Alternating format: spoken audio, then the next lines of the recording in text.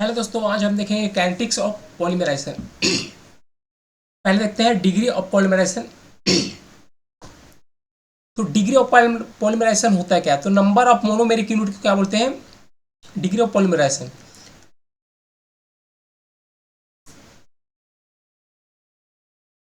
तो number of monomeric unit से इन पॉलीमर को क्या बोलेंगे? Degree of polymerization.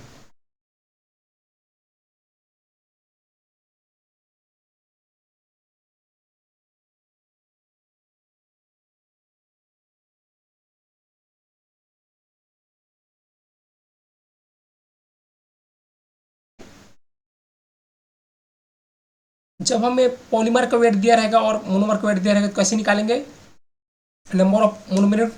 तो पॉलीमर के वेट को मोनोमर के वेट से भाग देंगे तो क्या आ जाएगा, मतलब डिवाइड कर देंगे तो डिग्री ऑफ पॉलीमराइजेशन आ जाएगा। डिग्री ऑफ पॉलीमराइजेशन को इससे दर्शाते हैं। तो वेट के फॉर्म में डिग्री ऑफ पॉलीमराइजेशन क्या हो जाएगा? Weight of polymer upon weight of monomer. जैसे कि कोई पॉलीमर है, ए से क्या बढ़ रहा है, नंबर ऑफ पॉलीमर है। जैसे कि मोनोमर से क्या बढ़ रहा है, इस टाइप से कोई पॉलीमर बढ़ रहा है, उसमें नंबर ऑफ यूनिट कितना है? 6 है। कितना है? 6 है। तो क्या हो जाएगा? Degree of polymerization. हमको इसकी वेट पता रहेगा, इसका वेट है जिसकी 60 ग्राम। इसका क्या हो जाएगा? इसका वेट है 10 ग्राम। तो हम डिवाइड करेंगे 60 में से अपॉन 10, तो कितना आ जाएगा? 6 आ जाएगा। तो वैसे भी हम लोग निकाल सकते हैं। क्या हो जाएगा? वेट ऑफ पॉलीमर 60 और अपॉन वेट ऑफ मोनोमर, तो 10 से डिवाइड करेंगे कितना आएगा? 6 आएगा। तो कितना आ गया? 6 है। तो वेट से भी हमको निकाल सकते हैं नंबर ऑफ मोनोमेरिक यूनिट। अब देखेंगे कंसंट्रेशन के फॉर्म में। तो एग्जाम में आपको कंसंट्रेशन के फॉर्म में पूछा जाता है मैक्सिमम टाइम। तो क्या होता है कंसंट्रेशन के फॉर्म में? Degree of polymerization, initial concentration of monomer upon at the time concentration of at the time t concentration of monomer. कोई भी पॉलीमर रिएक्शन हो रहा है, जैसे कि ए से ए बढ़ रहा है, तो क्या बढ़ रहा है? पॉलीमर बढ़ रहा है। तो एट द टाइम टी क्या हो जाएगा? टी जीरो पर क्या हो जाएगा? इनिशियल कंसंट्रेशन मान लेते हैं ए जीरो। इस ए क्या हो जाएगा? इसका भी कंसंट्रेशन ये जीरो, सेम कंसंट्रेशन। इसमें क्या हो जाएगा? कुछ नहीं रहेगा। स्टार्टिंग में क्या रहेगा? जीरो रहेगा। प्रोडक्ट मतलब पॉलीमर। और एट द टाइम टी पे, एट द टाइम टी ले मान लेते हैं कि एक्स एक्स पॉलीमर बन चुका है, एक्स कंसेंट्रेशन पॉलीमर बन चुका है। तो क्या हो जाएगा? इसका कंसेंट्रेशन कितना कम होगा? -x। इसका भी कितना कंसेंट्रेशन कम होगा? -x। बना कितना? x। तो हमको पता है nth ऑर्डर के लिए रिएक्शन क्या होता है। nth ऑर्डर रिएक्शन के लिए रेट कांस्टेंट का एक्सप्रेशन क्या होता है?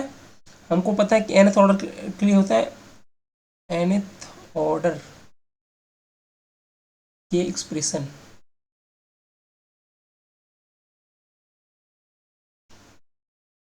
n-1। तो यहाँ पे n क्या है? Order of the reaction.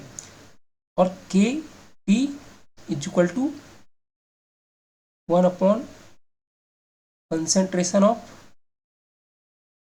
Monomer at time t minus upon initial concentration of monomer n-1। क्या होता है? nth ऑर्डर के लिए रेट का एक्सप्रेशन। इसको आप काइनेटिक्स में भी पढ़े। एक इसके लिए नहीं होता है, फर्स्ट ऑर्डर के लिए नहीं होता। हम क्या देखेंगे?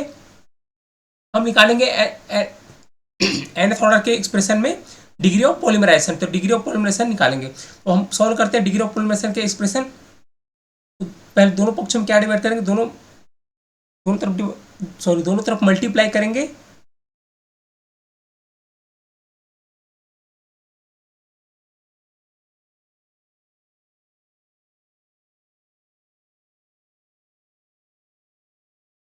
मल्टीप्लाई कैसे करेंगे? इनिशियल कंसेंट्रेटेड पावर n-1 से मल्टीप्लाई करेंगे। तो क्या होता है? हमको इस फॉर्म में लाना है। तो मल्टीप्लाई करते क्या हो जाएगा? n-1 के टी।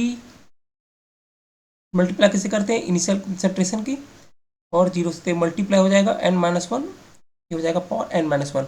यहाँ पे क्या हो जाएगा, इनिशियल कंसंट्रेशन की power n-1 upon at the time t concentration n-1, और यहाँ पे क्या हो जाएगा, माइनस कट जाएगा तो क्या हो जाएगा 1 हो जाएगा, क्योंकि यही से हम मल्टीप्लाई करते तो क्या हो जाएगा 1 हो जाएगा। अब यही क्या होता है, इसको फॉर्म चेंज कर लेते हैं थोड़ा सा, इसमें क्या हो जाएगा n-1 KT इनिशियल कंसंट्रेशन और n-1 इज इक्वल टू, इसको इस टाइप से लिख लेते हैं,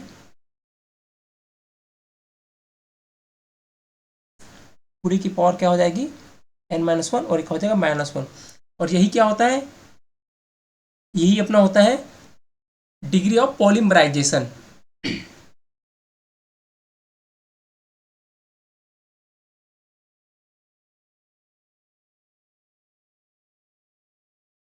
इसको इससे दर्शाते हैं, और पावर पे क्या हो जाएगा पावर n-1 अब इसको डिग्री ऑफ पॉलीमराइजेशन के एक्सप्रेशन लिखेंगे, क्या हो जाएगा degree of polymerization power n-1 is equal to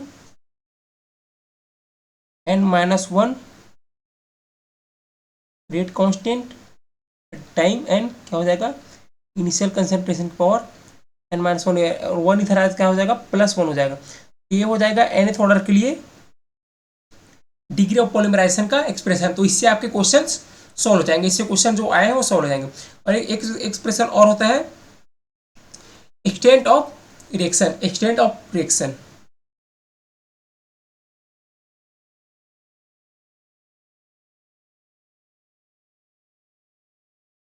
extent of polymerization या फिर इसको क्या बोलते हैं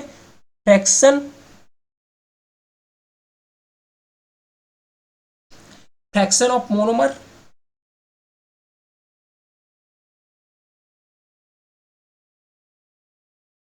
कंज्यूम्ड,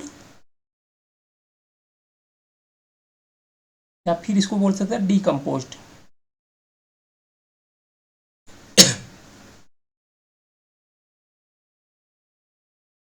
तो आपको एक्सटेंट ऑफ रिएक्शन पूछ सकता है, या फिर आपको लिखा जा सकता है फ्रैक्शन ऑफ मोनोमर कंज्यूम्ड, या फिर फ्रैक्शन ऑफ मोनोमर डीकम्पोज्ड दिया हो सकता है। तो इसका भी एक्सप्रेशन एग्जाम में पूछता है।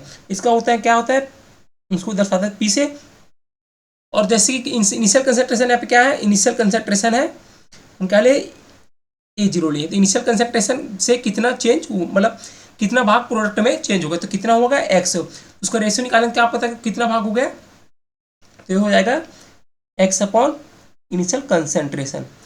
क्या हो जाएगा फ्रैक्शन मतलब कितना भाग इनिशियल कंसंट्रेशन का चेंज होगा, तो x अपॉन इनिशियल कंसंट्रेशन मतलब कितना रेशियो चेंज हो गया है। ये हो जाएगा अपना extent of reaction, fraction of monomer consumed, कितना भाग मोनोमर का कितना परसेंटेज चेंज हो गया है। अब देखते हैं क्या होगा।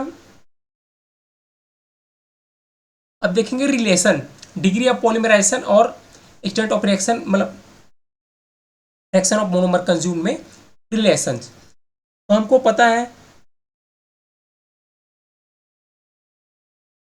यहाँ पे x क्या हो जाएगा, x हो जाएगा एट द टाइम। तो एट द टाइम अगर इसको मानेंगे, एट इसका कंसंट्रेशन को एट द टाइम अगर AT मानेंगे, एट द टाइम अगर AT मानेंगे,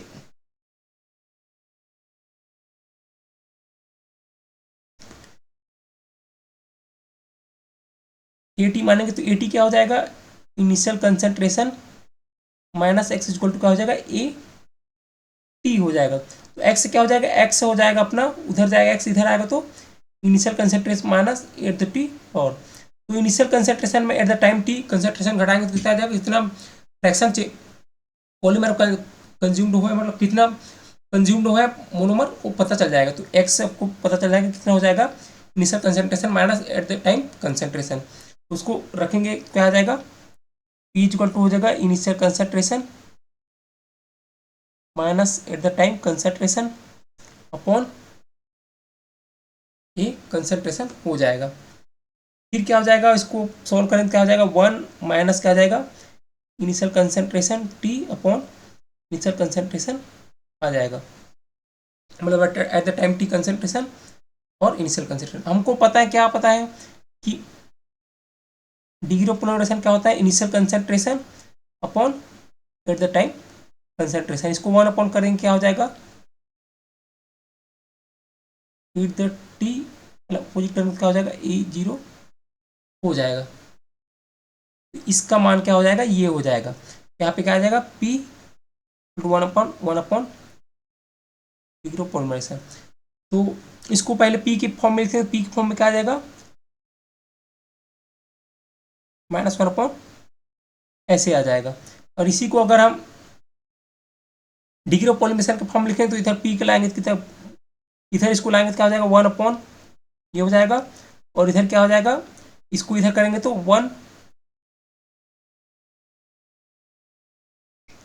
इसको इधर लाएंगे, इधर लाएंगे तो क्या हो जाएगा, 1 P हो जाएगा। फिर इसको क्या करेंगे, डिग्री ऑफ पॉलीमराइजेशन के फॉर्म में लिखेंगे क्या हो जाएगा, अपोजिट करेंगे तो 1/1 - P हो जाएगा, मतलब रेशियो को अपोजिट कर रहे हैं। तो ये वाला हो जाएगा अपना मेन, और ये वाला हो जाएगा ए वाला। अगर एक्सटेंट ऑफ रिएक्शन पूछा है आपको डिग्री ऑफ पॉलीमराइजेशन तो इससे निकाल सकते हैं, दोनों में से कोई एक याद रहेगा तो भी आप एक दूसरे से निकाल सकते हैं। तो ये वाला हो गया, ये वाला याद रखना है, इन दोनों में से कोई एक याद रहेगा फिर भी आप निकाल सकते हैं। और क्या होना चाहिए, मेन एक्सप्रेशन अपना ये है, डिग्री ऑफ पॉलीमराइजेशन का एक्सप्रेशन आपको याद होना चाहिए। याद नहीं है तो आप ऐसा डेरिवेशन से भी निकाल सकते हैं, आपको nth ऑर्डर का पता रहेगा। तो आपको ये इसी एक्सप्रेशन से एग्जाम में क्वेश्चन आए हैं। और ये क्या होता है, एक्सटेंट ऑफ रिएक्शन मतलब फ्रैक्शन ऑफ पॉलीमर कंज्यूम्ड। आपको दो फॉर्मूले याद होना चाहिए, फ्रैक्शन ऑफ पॉलीमर कंज्यूम्ड और डिग्री ऑफ पॉलीमराइजेशन रिएक्शन का एक्सप्रेशन। तो अब nth ऑर्डर का हम देख लिए, तो कोई ऑर्डर हमको निकाल सकते हैं। तो अब देखते हैं प्रीवियस क्वेश्चन कैसे आता है। तो ये वाला क्वेश्चन आया है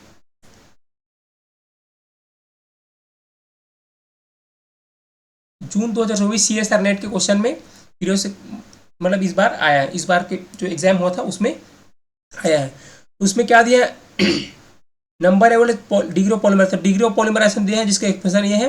और क्या आपको दिया है, थर्ड ऑर्डर रिएक्शन दिया है, और उस पर इनिशियल कंसंट्रेशन क्या दिया है, M0 दिया है। तो हमको पता है nth ऑर्डर के लिए क्या हो जाता है, जहाँ पे दिया है उसी की फॉर्म में लिखते हैं, यहाँ पे इस टाइप से दिया है। और क्या हो जाएगा, n-1 अपन पहले लिख रहे हैं nth ऑर्डर के लिए, क्या हो जाता है, n-1 होता है, k होता है, उसके बाद होता है T इनिशियल कंसंट्रेशन की पावर n-1 + 1, ये होता है अपना एक्सप्रेशन। यहाँ से आप देख सकते हैं ये वाला एक्सप्रेशन होता है। तो यहाँ पे इनिशियल कंसंट्रेशन M0 दिया है तो मैं M0 लिया हूँ।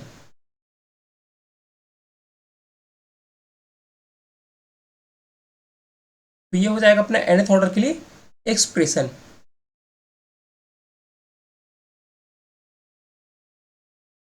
तो हमको निकालना क्या है,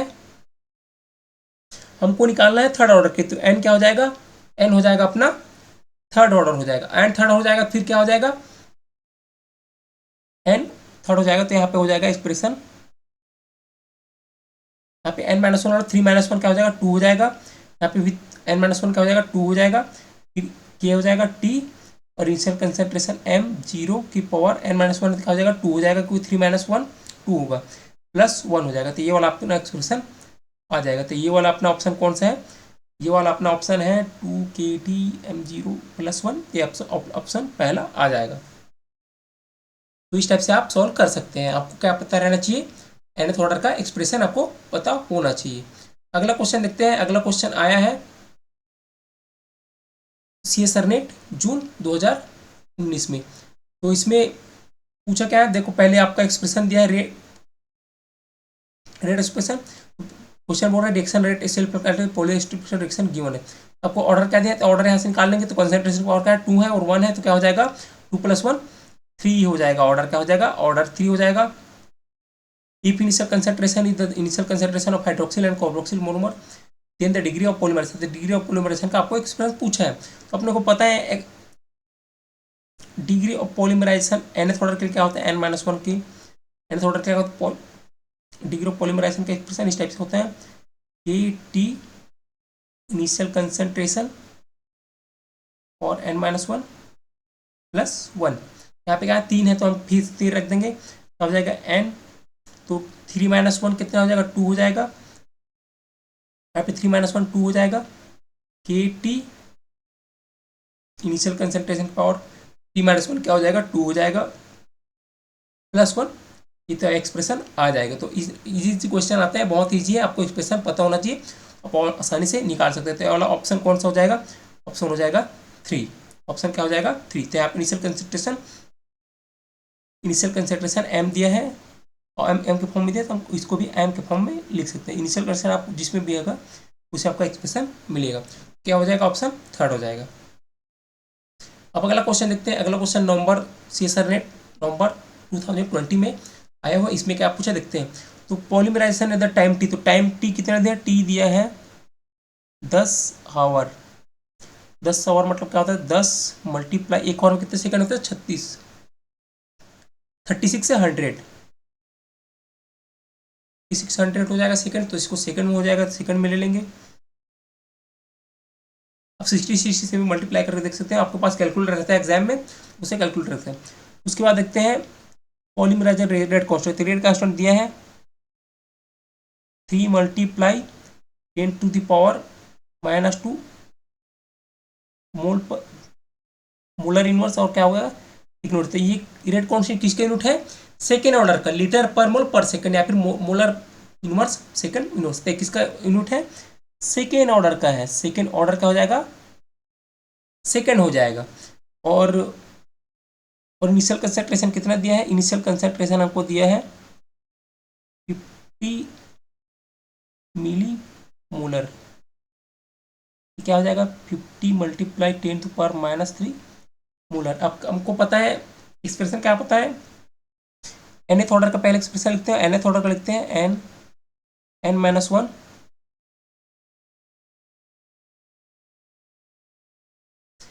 n-1 के टी इनिशियल कंसेंट्रेशन की पावर n-1 + 1, ये होता है nth ऑर्डर के लिए। अब ऑर्डर कौन सा है, ऑर्डर 2 है, 2 के लिखेंगे क्या होगा, 2 - 1 1 हो जाएगा, तो ए हो जाएगा रेट एक्सप्रेशन। यहाँ पे क्या हो जाएगा, यहाँ पे 1 हो जाएगा, यहाँ पे क्या हो जाएगा, रेट कांस्टेंट, टाइम हो जाएगा, और इनिशियल कंसेंट्रेशन, और n-1 क्या हो जाएगा, 2 - 1 1 हो जाएगा, तो +1। अब सीधा इसमें मार रखते हैं, तो क्या आ जाएगा, डिग्री ऑफ पॉलीमराइजेशन। अब मार रखेंगे, रेट कांस्टेंट कितना हो जाएगा, P × 10⁻² मोलर पर सेकेंड, मल्टीप्लाई कितना हो जाएगा, टाइम हो जाएगा, तो 10 × 3600 सेकेंड हो जाएगा। उसके बाद मल्टीप्लाई में क्या आ जाएगा, इनिशियल कंसेंट्रेशन, इनिशियल कंसेंट्रेशन कितना है, इनिशियल कंसेंट्रेशन है अपना 50 × 10⁻³ मोलर, तो मोल से मोल इन्वर्स कट जाएगा, सेकंड से सेकंड इन्वर्स कट जाएगा। तो यहाँ पे आंसर क्या आ जाएगा, यहाँ पे आ जाएगा, इसको सॉल्व करने से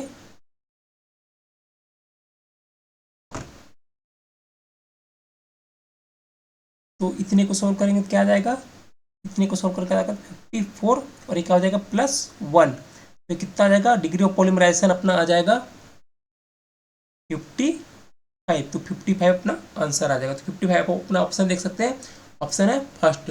इस टाइप से आप सॉल्व कर सकते हैं। तो एग्जाम में आपको पूरा मान दिया रहता है, आपको कि केवल एक्सप्रेशन पता होना चाहिए। nth ऑर्डर का आपका एक्सप्रेशन याद कर लेंगे तो आप सेकेंड ऑर्डर दिए, थर्ड ऑर्डर, फोर्थ ऑर्डर आप आसानी से निकाल सकते हैं। तो क्या हो जाएगा आंसर 50। तो इतना आसानी से आप निकाल सकते हैं। अब देखते हैं अगला क्वेश्चन आया है CSIR नेट जून 2020, सितंबर 2020, मतलब सितंबर जो एग्जाम हुआ था जून 2022 का, उसमें आया है। उसमें हमको पूछा है स्टेप वाइज प्रोसेस लेने, द फ्रैक्शन ऑफ कंडेंस, मतलब एक्सीडेंट ऑफ रिएक्शन पूछा है, and degree of polymerization at the time, time दिया है, और हमको पूछा है एक्सीडेंट ऑफ रिएक्शन, लिखते जाते हैं, टाइम कितना दिया, टाइम दिया है 1 आवर, मतलब क्या हो जाएगा,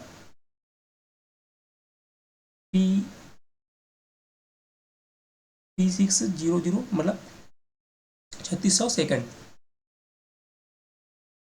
3600 सेकंड हो जाएगा। उसके बाद क्या दिया, और पॉलीमर, तो रेट कांस्टेंट दिया है, रेट कांस्टेंट दिया 1.8 × 10⁻² डेसीमीटर, डेसीमीटर क्यूब पर मोल, एक पर मोल है पर सेकेंड।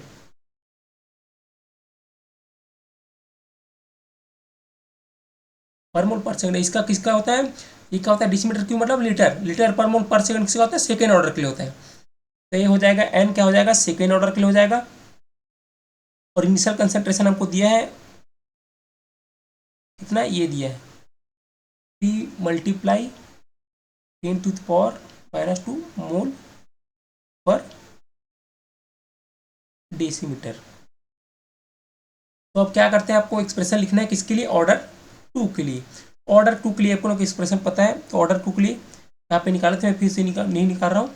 ये nth ऑर्डर के लिए होता है और ऑर्डर 2 के लिए ये हो जाएगा सेम, यही यहाँ पे भी हम ऑर्डर 2 के लिए निकाले थे, तो ये हो जाएगा एक्सप्रेशन। सीधा मैं लिख देता हूँ एक्सप्रेशन इस बार, आप nth ऑर्डर के एक्सप्रेशन से निकाल सकते हैं। ये क्या हो जाता है, KT इनिशियल कंसंट्रेशन प्लस 1 हो जाता है।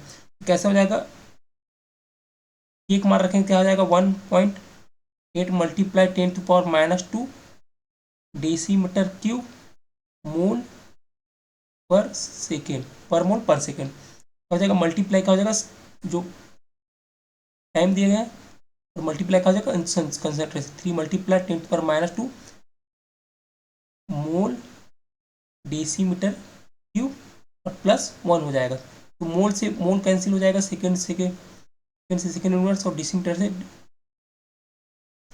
ये क्या हो जाएगा, ये मोल पर लीटर में होगा, कंसंट्रेशन में होगा मोल पर डेसीमीटर क्यूब में, पर में होगा, पर से डेसीमीटर क्यूब कट जाएगा, यहाँ पे क्या आएगा मोल पर डेसीमीटर क्यूब है, मतलब मोल पर लीटर क्या हो जाएगा प्लस। तो इसको हम क्या करेंगे, इसको करेंगे सॉल्व। तो आप कैलकुलेटर में इसको सॉल्व कर सकते हैं। तो कितना आता है, इसको सॉल्व करने पर कितना आता है 1 पॉइंट, इसको कैलकुलेटर में आप सॉल्व कर सकते हैं, एग्जाम में कैलकुलेटर दिया होता है। कितना आ जाएगा 1.94 आता है। तो इसको कितना आ जाएगा +1, तो अपना हो जाएगा डिग्री ऑफ पॉलीमराइजेशन 2.94। फिर रिस्पेक्टिवली पूछे पहला वाला ऑप्शन क्या है, जो पहला वाला दिया है ये सब क्या है, फ्रैक्शन ऑफ कॉन्जुगेशन, सेकंड क्या है and the degree of polymerization. तो सेकंड ऑप्शन देखते हैं, ये वाला कौन सा ऑप्शन सही है, क्या है 2.94। तो 2.94 ये वाला ऑप्शन सही हो सकता है, ये वाला हो सकता है। अब निकालना है, क्या निकालना है, फ्रैक्शन ऑफ कंडेंस। तो फ्रैक्शन ऑफ कंडेंस का आपको फॉर्मूला बताया था मैं, क्या होता है P इक्वल टू n-1/n, ऐसा होता है। क्या हो जाएगा, ऊपर में आ जाएगा 2.94 -1/2.94। इसको सॉल्व करेंगे, कैलकुलेटर में इसको सॉल्व करते हैं, तो ये आ जाता है 0.66। ये वाला कौन सा ऑप्शन है, 0.66 वाला ऑप्शन फर्स्ट आपका क्लियर हो जाएगा, और फोर्थ नहीं हुआ। तो ऑप्शन क्या आ गया, फ्रैक्शन कंडेंस्ड क्या आ जाएगा 0.66 एंड डिग्री ऑफ पॉलीमराइजेशन 2.94 हो जाएगा। तो ऑप्शन क्या हो जाएगा, फर्स्ट आपका ऑप्शन हो जाएगा। तो इस हिसाब से आप सॉल्व कर सकते हैं। अब अगला क्वेश्चन देखते हैं अपन। तो अगला क्वेश्चन सीधा सीधा फार्मूला पूछा था आप लोग को, डिग्री ऑफ पॉलीमराइजेशन और एक्सचेंज ऑफ रिएक्शन में रिलेशन पूछा था। क्या हो जाएगा, ये वाला हो जाएगा ऑप्शन, ऑप्शन हमको देखे थे सीधा सीधा सीधा सीधा क्वेश्चन है, इसका मैं रिलेशन दिखाया था, ये वाला रिलेशन सीधा सीधा आया है।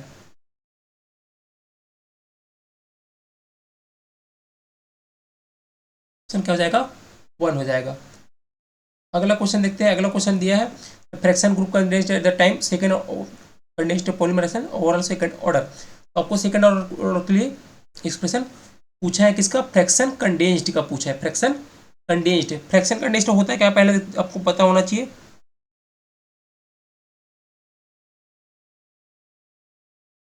क्या होता है, और आपको पता है डिग्री ऑफ पॉलीमराइजेशन का एक्सप्रेशन nth ऑर्डर के लिए क्या होता है, n-1 rate constant t initial concentration के पावर n-1 +1। यहाँ पे कितना ऑर्डर दिया है, overall second order. Second order क्या हो जाएगा, 1 हो जाएगा 2 - 1, यहाँ पे भी 1 आ जाएगा 2 - 1 के p, और इनिशियल कंसंट्रेशन पावर 2 - 1 1 हो जाएगा, पावर 1 हो जाएगा ये। सॉरी तो यहाँ पे क्या आ जाएगा, degree of polymerization, degree of polymerization को मान रखेंगे, इस एक्सप्रेशन में क्या आ जाएगा, KT इनिशियल कंसंट्रेशन +1, और यहाँ पे -1 पहले से है, ओपन में क्या आ जाएगा, KT इनिशियल कंसंट्रेशन +1 हो जाएगा। देखो 1 और -1 कट जाएगा, ये बचेगा क्या, P इक्वल टू के टी इनिशियल कंसंट्रेशन अपॉन के टी इनिशियल कंसंट्रेशन प्लस 1। तो ये वाला एक्सप्रेशन आ जाएगा अपने फ्रैक्शन ऑफ कंडेंस के लिए। कौन सा वाला ऑप्शन हो जाएगा, ये वाला ऑप्शन अपने है, ये वाला थर्ड वाला ऑप्शन आपका करेक्ट हो जाएगा। तो ये रहा अपना डिग्री ऑफ पॉलीमराइजेशन। तो डिग्री ऑफ पॉलीमराइजेशन एमपी हो जाता है, क्योंकि इनसे जो पिछले कुछ वर्षों में जो प्रीवियस क्वेश्चन आए हैं, तो आगे भी आ सकते हैं। तो इसको आपको क्या करना, दो चीज याद रखना, एक्सप्रेशन कौन सा है, nth ऑर्डर के लिए। nth ऑर्डर के लिए अपना क्या होता है, डिग्री ऑफ पॉलीमराइजेशन और n-1।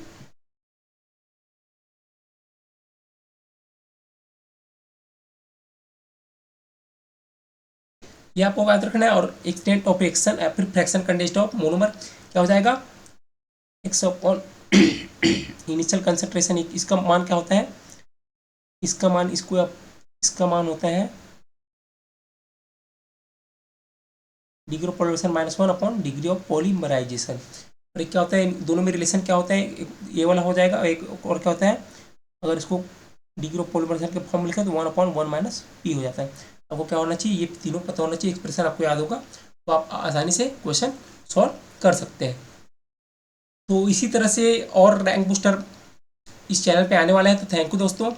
आगे आगे चल के और कुछ हम रैंक बूस्टर देखेंगे जो जिस टॉपिक से मैक्सिमम पे आए हुए हैं। थैंक यू दोस्तों।